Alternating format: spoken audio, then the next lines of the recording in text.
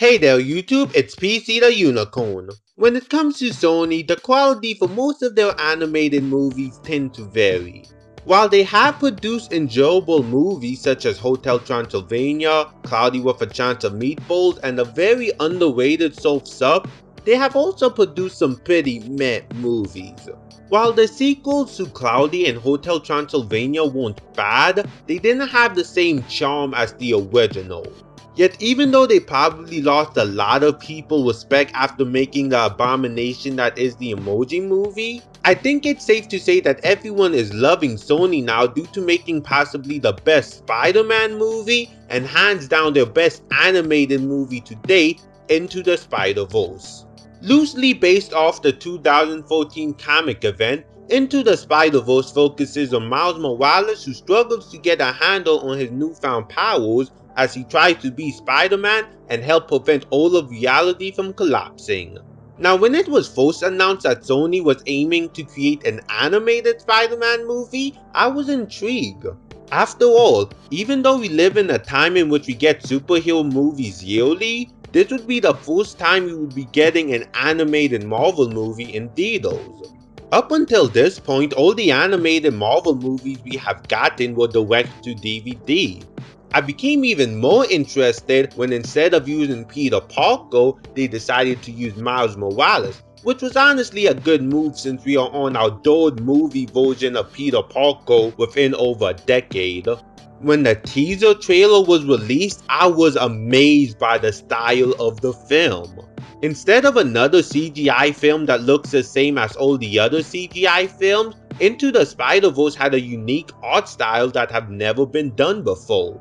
It's like a combination of CGI, making a comic book come to life, 3D, and a dash of stop motion due to the art style of some of the characters. And if that wasn't enough, they combine art styles due to the other Spider characters being from dimensions with their own art style. I can honestly say that the movie deserves all the love it has been getting from fans and critics. Though while the art style and animation are the best things about the movie, the characters and comedy are also what make the movie great. As someone who has read some of the Miles Morales comics, I can say they did a good job with his character and motivation for becoming Spider-Man.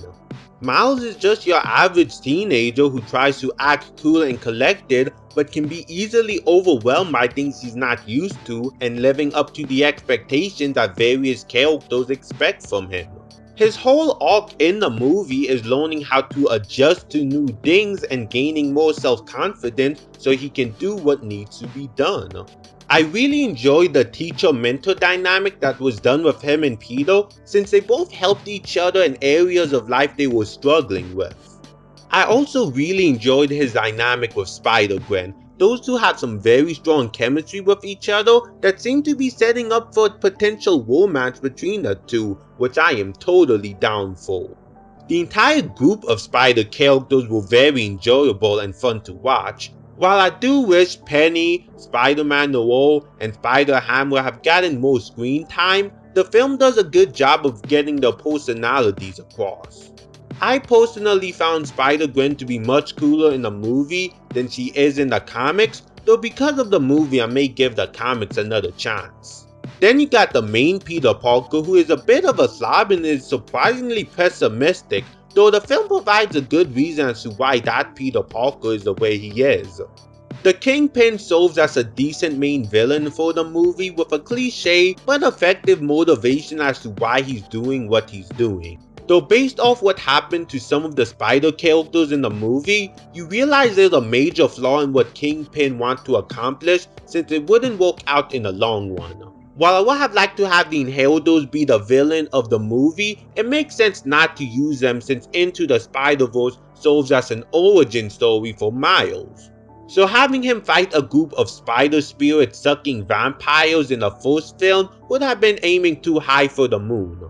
The movie is very entertaining with a lot of slapstick and visual gags along with jabs at the Spider-Man mythos and common Spider-Man tropes. You can really tell that the people who worked on this movie really loved and understood Spider-Man, especially with all the Easter eggs in the film. I honestly only have 3 problems with the movie and they're pretty small. One nitpick I have is how fast some of the action scenes are. Like, the action scenes are well choreographed and are very smooth, but there are some scenes that go by so fast that it's hard to register everything that's happening. My second nitpick is that some of the emotional moments are undermined by a joke.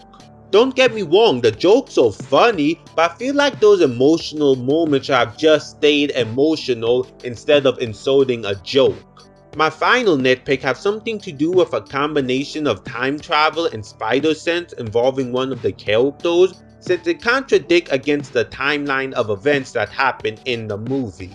Overall, Into the Spider-Verse is an astonishing, amazing, and spectacular movie that may be superior to almost every other Spider-Man movie, and I highly recommend watching it. Seriously, Sony is currently sitting on a gold mine with the concept of the Spider-Verse. There are so many stories that can be told with the concept, along with so many spider-related characters that could get their own movie. I remember rolling my eyes at Sony trying to create their own cinematic universe involving Spider-Man since it went poorly with the Amazing Spider-Man movies, but I think they could compete with the MCU if they play their cards right with the Spider-Verse. Personally, I'd love to have a movie about Penny Parker since she was a fun character and I'd love to have a film in her art style.